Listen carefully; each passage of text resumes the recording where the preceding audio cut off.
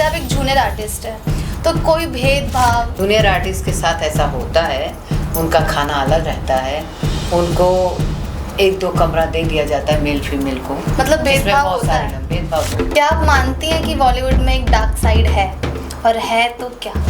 एक ऐसा सच जो ऑडियंस के सामने नहीं आता, जो वो कैमरा के पीछे रह जाता है लक का। कभी कभी ऐसा होता है ना कि पहचान से आदमी आगे चला जाता है और जिसके पास टैलेंट है वो पीछे रह जाता है, तो क्या आप मानती हैं कि हाँ ऐसा होता है? और बार बार डायरेक्टर आपको बोल देता है कि नहीं अच्छा किया है फिर से करो, नहीं अच्छा किया है फिर से करो, कभी एक दिमाग में आया कि अब मैं इसे उठा के फेंक दूंगी या अब मैं सेट छोड़ के चली जाऊंगी? अभी हाल ही में मेरे साथ ऐसा हुआ, मतलब दूसरे का फ्रस्ट्रेशन डायरेक्टर मेरे ऊपर निकाल रहा है, डायरेक्टर जबकि हमारे अच्छे दोस्त हैं, जानने वाले हैं, फिर भी।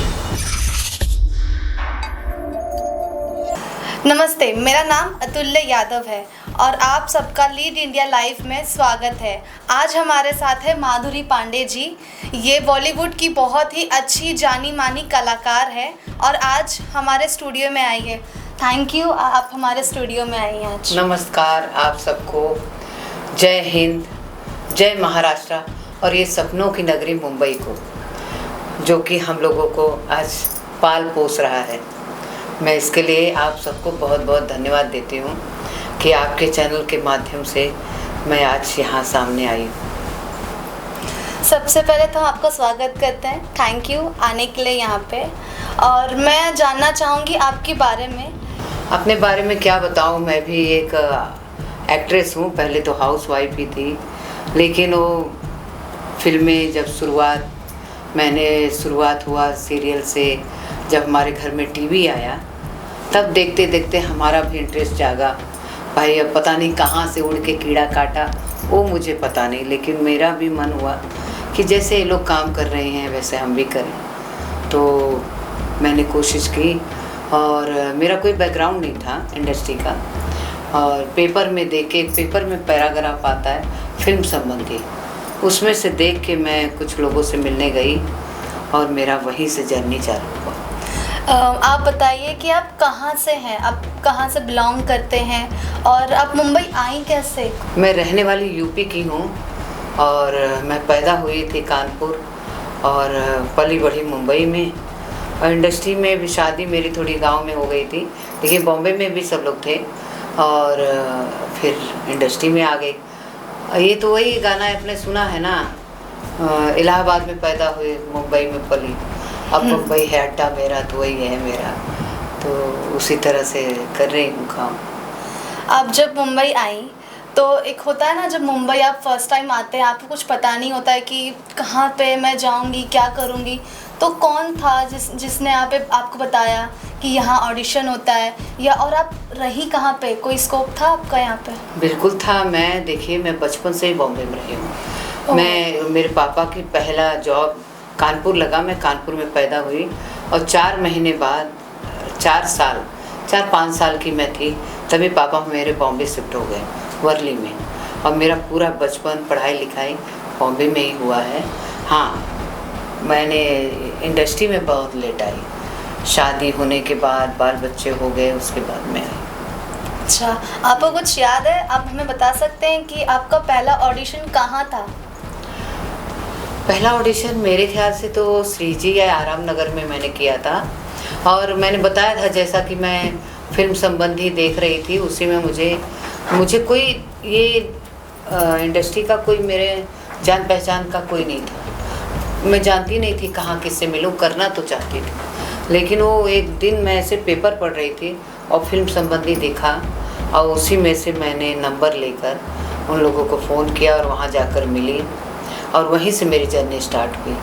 और मैं काफ़ी मतलब 30+ के बाद मैंने हमने ये सुना है इस इंडस्ट्री में कि आप काम तो कर लेती हैं पर आपका जो पैसा होता है वो नहीं मिलता है, या तो वो सालों साल टल जाता है या तो वो मिलता ही नहीं है। आपके साथ भी कुछ ऐसा हुआ, आपका कोई एक्सपीरियंस? हाँ, देखिए क्या है ना, अपने आसपास हर तरह के लोग रहते हैं, कोई अच्छे हैं जो कि दे देते हैं, कोई नहीं। और भोजपुरी में ये सब ज़्यादा होता है।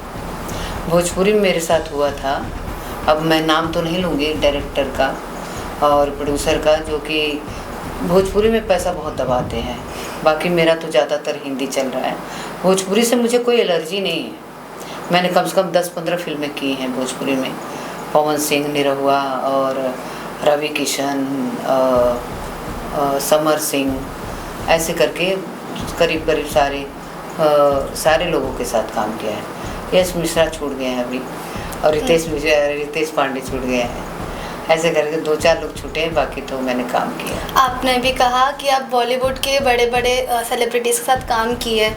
कभी किसी सेलिब्रिटी ने आपको ऐसा बोला कि आप माधुरी जी आप बड़ा अच्छा काम करती हैं, या किसी ने आपको कभी अप्रोच किया? मैंने गुलाब गैंग किया माधुरी दीक्षित के साथ, हम दोनों साथ में थे। और घायल 2 किया, अभी इंस्पेक्टर अविनाश किया नीरज पाठक जी के साथ।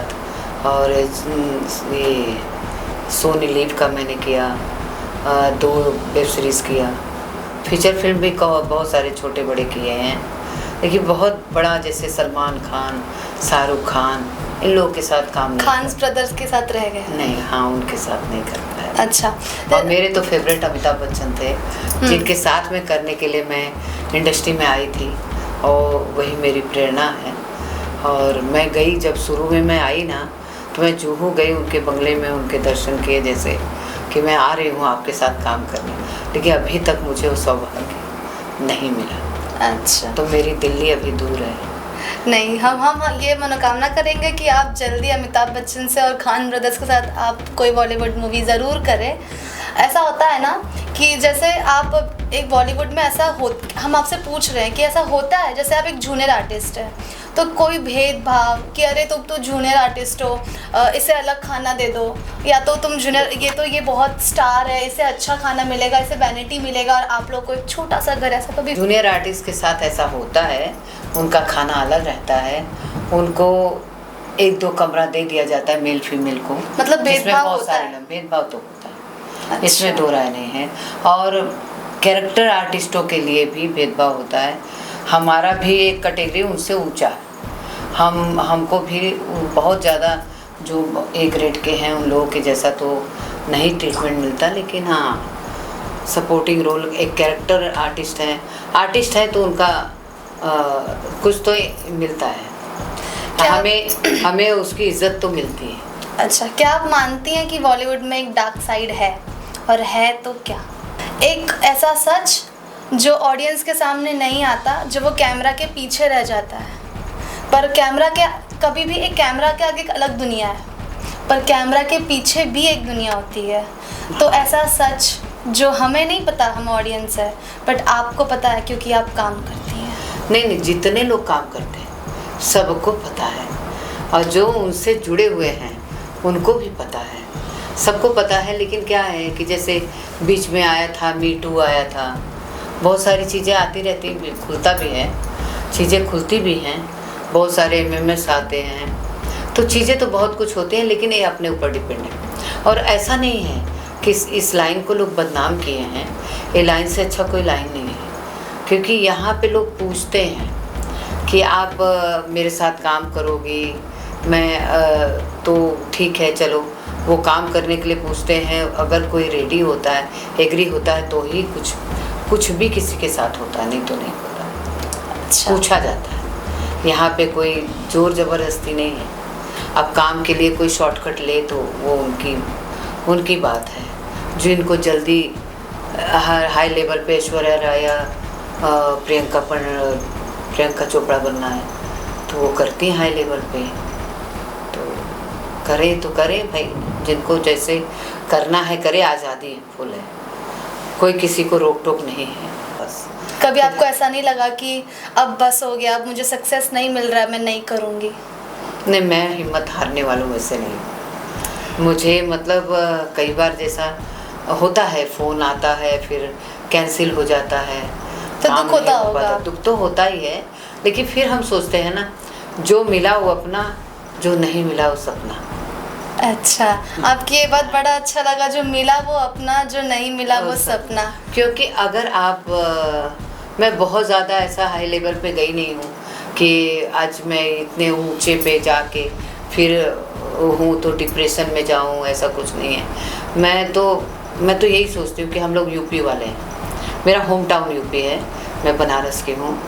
तो यूपी वालों को, लेडीज़ को, घर की औरतों को वैसे ज़्यादा कोई बाहर निकलने को मिलता नहीं है। लेकिन मैं इस बात से अपने पति को भी धन्यवाद देती हूँ, अपने आसपास अपने माता पिता, मेरे बच्चों को, कि उन लोगों ने हमें आज़ादी दी है कि हाँ आप जाइए काम कीजिए।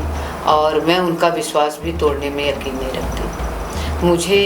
मुझे धीरे धीरे काम मिले, मुझे कम पैसे मिले, लेकिन एक इज़्ज़त का काम करना है। कि मैं चाहती हूँ कि मेरे बच्चे या मेरे पति या मेरे फैमिली के कोई भी मेंबर वो देखे तो प्राउडली फील करें कि हाँ ये हमारे घर की मेंबर है। अच्छा, मैं आपसे पूछना चाहूँगी, जैसे इंडस्ट्री में कोई नए लोग आए तो उन्हें ज़्यादा स्ट्रगल फेस करना पड़ता है, या तो जो पहले से हैं उन्हें भी मतलब सेम स्ट्रगल फेस करना पड़ता होगा? किसे आसानी मिलती है इंडस्ट्री में आने की? देखिए क्या है ना, आज के डेट में कोई योग्यता नहीं देख रहा है। लोग ये देख रहे हैं मेरा पेमेंट कम कौन ले रहा है। आज जो हैं स्ट्रगलर जो आ रहे हैं वो बहुत कम पेमेंट में कर दे रहे हैं काम। मैं 2010 से काम कर रही हूँ और मैं सिंटा जैसे फेडरेशन से जुड़ी हुई हूँ और वेस्टर्न इंडिया से जुड़ी हुई हूँ। तो हमने बहुत सारे काम किए हुए हैं। अब 2010 से समझ सकती हूँ कि आज 15 साल हो गए हमें काम करते। लेकिन आज भी हमें फिर वो सोचेंगे कि बस जो नए नए कलाकार आ रहे हैं, जो लोग कर रहे हैं उसी पेमेंट पे काम किया जाए। तो ये सब थोड़ा हरेसमेंट हो रहा है। ये सब हरेसमेंट हम लोग झेल रहे हैं एक सीनियर आर्टिस्ट। क्या कभी ऐसा हुआ है आपके साथ, कभी धोखा हुआ है कि आपसे किसी ने पैसा लिए कि आपको ऑडिशन देना है तो आप कुछ पैसे दे दो और फिर ऑडिशन दो? ऐसा कभी हुआ है, धोखा हो गया धोखा तो और फिर आप ऑडिशन भी दे दिया और पैसे लेके गायब? नहीं, धोखा तो हुआ है, लेकिन मैंने बहुत ज़्यादा नहीं गंवाया है। मैं बहुत कम गंवाई हूँ। जैसे किसी ने मेरे से बोला 1000 भेज दो, मैं आपको कल सूट पे भेज रहा हूँ, मुझे अभी ज़रूरत है। तो इस तरह का घटनाएं होती रहती हैं, लेकिन बहुत छोटा छोटा हुआ है। मैं थोड़ा दिमाग चला लेती हूँ। मैं थोड़ा क्या है कि मैं एक मेच्योर एज में आई थी, मैं यंग एज में नहीं आई थी। तो मेच्योर एज में आई थी तो मैं लोग कितना भी बहकाते हैं या बोलते हैं तो मैं उस पर जाती नहीं हूँ। लोग बोलते हैं आपको एक बड़ा रोल दे रहे हैं, आप 1 लाख दीजिए, 50,000 दीजिए। तो मैं यही बोलती हूँ, भाई देखो आप मुझे दिला दो, आप मुझसे एक पेपर पे साइन ले लो। जब मुझे पेमेंट मिलेगा तो मैं आधा, जब तक आपका पूरा नहीं होगा आधा मैं आपको दूँगी, आधा अपने खर्चे के लिए रखूँगी भाई। लेकिन मैं पहले नहीं दे सकती। पहले मैंने ऐसा 1-2 बार दिया है तो, लेकिन बहुत ज़्यादा नहीं दिया। जैसे लोग रजिस्ट्रेशन ये सब लेते हैं ना, उस हिसाब से ही दिया है, ज़्यादा नहीं दिया। एक महिला कलाकार के नाते आपको सबसे बड़ा चुनौती क्या था इस इंडस्ट्री में? महिला कलाकार के लिए तो बहुत सारी चुनौती हैं, यही कि हम कैसे अपने घर से मतलब एक इज़्ज़त से काम करें। यही सबसे बड़ा चुनौती है कि इज़्ज़त से हम अच्छे ढंग से काम कर। सबकी नज़रें बहुत तरह से गलत रहती हैं। लोग सोचते हैं यहाँ जो आती हैं वो गलत ही रहती हैं, जिसको इस इंडस्ट्री के लोग काजल की कोठरी बोलते हैं कि इसमें जाओगे तो कालिख लगेगा। भले आप अच्छे, भले आप दिल से बहुत अच्छे हो, ज़रूरी नहीं है कि हम आए हैं तो हम नेम फेम बनाने आए। हमें लगता है कि हमें एक चैलेंज मिला है। देखो इंसान बहुत यहाँ पैदा हो रहा है और चला जा रहा है, किसी को कोई नहीं जानता, लेकिन जो कैमरे में आ रहे हैं उन्हीं को लोग जानते हैं। ऐसे होता है कितने बार कि आपने इस साल 2 मूवी की, ठीक है, उसमें से एक मूवी तो आपकी बहुत अच्छी गई, पर दूसरी मूवी जो होता है कि वो फ्लॉप हो गई, मतलब फ्लॉप भी नहीं हुई, अच्छी पैसे वो नहीं कमा पाया। तो आपके मन में कभी ऐसा होता है कि ऐसा क्यों हो गया, और होता है तो फिर आप अपने आप को कैसे संभालती हैं? ऐसा मतलब ये कोई नई बात नहीं है। बड़े जैसे जंजीर फिल्म थी अमिताभ बच्चन की, सब लोगों ने रिजेक्ट कर दिया। सब चॉकलेटी मतलब वो रोमांटिक हीरो थे सारे लोग। अरे जैसे देवानंद साहब, राजेश खन्ना साहब, मतलब XYZ सारे एक्टरों ने उसको मना किया था। लेकिन कब किसका नसीब किससे चल जाए इसका कोई ठिकाना नहीं। तो ये तो होते रहता है, लोग पछताते हैं बड़े एक्टर। तो हम क्या चीज़ है। आप भी पछताएंगे हाँ, कभी? पछताते हैं कभी कभी कि हाँ अगर ये मैंने कर लिया होता तो अच्छा था, लेकिन किसी कारण बस अगर नहीं कर पाए तो हम तो यही एक ही फंडा है मेरा, वो मेरा नहीं था मेरा होता तो मुझे मिलता, मेरा नहीं था इसलिए मेरे मुंह से गलत निकला या मैंने मना किया, या बस मेरा नहीं था तो सपना है, क्या कर सकते हैं। अच्छा। आज नहीं तो कल पूरा होगा, उसमें क्या। हम तो जरूर, लगे हैं जरूर। मुन्ना भाई, तो कोशिश करने वालों की तो हार नहीं होती। डर के नहीं पार भी तो नहीं होती है। नहीं नहीं नहीं। क्या आप ऐसा मानती हैं बॉलीवुड में कि अगर आपके पास टैलेंट है तो आप आगे बढ़ेंगी, या तो ऐसा है कि नहीं आपके पास पहचान है तभी आप आगे बढ़ेंगे? नहीं नहीं, इसमें क्या है कि लक बहुत ज़्यादा सा है, लक का। कभी कभी ऐसा होता है ना कि पहचान से आदमी आगे चला जाता है और जिसके पास टैलेंट है वो पीछे रह जाता है, तो क्या आप मानती हैं कि हाँ ऐसा होता है? ऐसा होता है ऐसा होता है, क्योंकि कोई एक्सपीरियंस है आपके पास ऐसा? टैलेंट के साथ साथ आपका जो लक भी साथ देना चाहिए, और कुछ अप्रोच रहे तो सोने पे सुहागा। कभी कभी ऐसा होता है आप सेट पे जा रही हैं, ठीक है, और बार बार डायरेक्टर आपको बोल देता है कि नहीं अच्छा किया है फिर से करो, नहीं अच्छा किया है फिर से करो। कभी एक दिमाग में आया कि अब मैं इसे उठा के फेंक दूंगी या अब मैं सेट छोड़ के चली जाऊंगी? अभी हाल ही में मेरे साथ ऐसा हुआ, मतलब दूसरे का फ्रस्ट्रेशन डायरेक्टर मेरे ऊपर निकाल रहे हैं, डायरेक्टर जबकि हमारे अच्छे दोस्त हैं, जानने वाले हैं, फिर भी। लेकिन अब हम सोच रहे थे चलो जाने दो, डायरेक्टर के सर पे इतना सब का देखना रहता है, तो वो क्या होता है लोग अपनों को ही डांटते हैं ना। तो हम सोचे यार ये क्या बात हुई, एक पहचान के होके, अच्छे दोस्त, अच्छे जानने वाले होके, ये मुझे ही बोलते जा रहे हैं, दूसरे की गलतियां का गुस्सा मेरे ऊपर उतार रहे हैं। तो ऐसा होता रहता है। तो क्या करती हैं? क्या करें, फिर हम वहाँ से हट जाते हैं भाई, अपना सीन दिया सीधा, सामने से हट गए। कुछ बोलते नहीं है कि चुप हो जाओ? एक आध बार बोल देते हैं, नहीं तो नहीं बोलते हैं। तो निकाल दिए शो से कि रखे थे? नहीं, शो से करते हैं, कहाँ निकल जाएंगे। आपने अपनी लाइफ में बहुत 2010 से लेकर 26 तक बहुत सारी मूवी की है, तो ऐसा कौन सा प्रोडक्शन हाउस आपको बहुत पसंद है कि इस प्रोडक्शन हाउस के साथ मैं ज़रूर काम करूँगी, बार बार करूँगी? ऐसे प्रोडक्शन हाउस जैसे डायरेक्टर कट है, और भी बहुत सारे प्रोडक्शन हैं जहाँ की 10 दिन में 15 दिन में पैसे आ जाते हैं। जहाँ से देखो पेमेंट जल्दी मतलब आता अगर है। पैसे आ रहे टाइम पे तो वो अच्छा है। आखिर ये सर्विस में तो बात होती है ना कि हाँ वहाँ गए, रिस्पेक्ट मिला। हाँ, रिस्पेक्ट तो मिलता ही है करीब करीब सब जगह, क्योंकि एज ए आर्टिस्ट हम जा रहे हैं तो रिस्पेक्ट तो मिलता ही है। ये भोजपुरी में अक्सर ऐसा होता है कि जो रिस्पेक्ट हम चाहते हैं वो नहीं मिलता, इसलिए मैं भोजपुरी उतना करती नहीं। आपने कहा था कि माधुरी मैम के साथ आपने मूवी की है, तो आपको जब आप पता चला कि मैं माधुरी मैम के साथ मूवी करने वाली हूँ तो कैसा फील हुआ? कुछ एक्साइटमेंट, आपको क्या फील हुआ? बस अपने सीन का इंतज़ार कर रही थी, कब माधुरी मैम के साथ मैं काम करूँ, कब सीन लगे हमारा। 3 दिन इंतज़ार करने के बाद जाके सीन लगा हमारा, तो आमने सामने रहे, ऐसे बैठे वो, ऐसे जूही जी बैठी, जूही चावला जी, और ऐसे हम बैठे, तो एक लगा कि चलो। और दूसरी बात क्या है ना, हम पढ़े लिखे थोड़ा कम थे, कम पढ़े लिखे हैं, तो हमें सपोर्टिंग रोल करने में बड़ा मज़ा आता है। जैसे कभी हम पुलिस बन गए, कभी हम जेलर बन गए, कभी हम डॉक्टर बन रहे हैं, कभी कुछ, तो एक होता है कि चलो हम हर तरह की ज़िंदगी जी लेते हैं। तो कुल मिला के हम चाहते हैं कि हम कैमरे के सामने मरने के पहले तक रहें। एक ऐसी बात आपकी ज़िंदगी की जो किसी को नहीं पता है बट आप ऑडियंस से शेयर करना चाहती हैं कि ये बात आपको ज़रूर पता होनी चाहिए, आपको एक एडवाइस मिलेगा जो आपसे बीती हुई है और आप बताना चाह रहे हैं कि ऐसा हुआ है, तो इस चीज़ के लिए सतर्क रहना।